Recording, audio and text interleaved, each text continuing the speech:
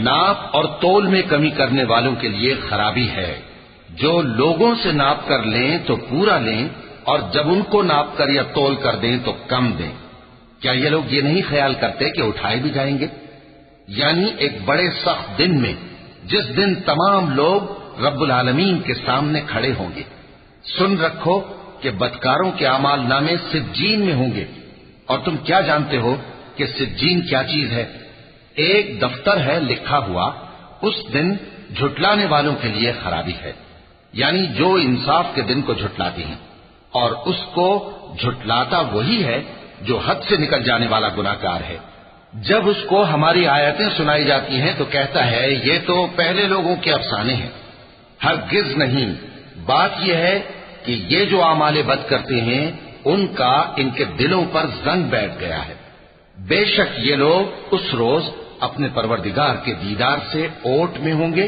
پھر یہ لوگ یقیناً چیز ہے جس کو تم جھٹلاتے تھے۔ یہ بھی سن رکھو کہ نیکوکاروں کے اعمال نامے علیین میں ہوں گے۔ تم کو کیا معلوم کہ علیین کیا چیز ہے؟ ایک دفتر ہے لکھا ہوا جس کے پاس مقرب فرشتے حاضر ہوتی ہیں۔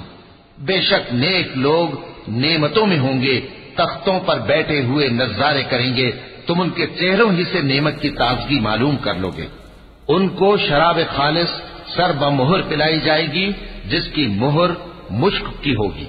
تو نعمتوں کے لیے ریس کرنے والوں کو چاہیے کہ اسی کی ریس کریں، اور اس میں آب تسنیم کی آمیزش ہوگی۔ وہ ایک چشمہ ہے جس میں سے اللہ کے مقرب پیئیں گے۔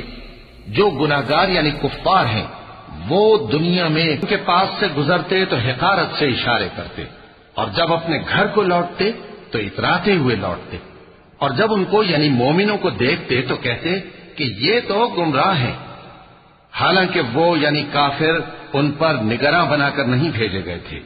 تو آج مومن کافروں سے ہنسی کریں گے کہ مسندوں پر بیٹھے ہوئے ان کا حال دیکھ رہے ہوں گے۔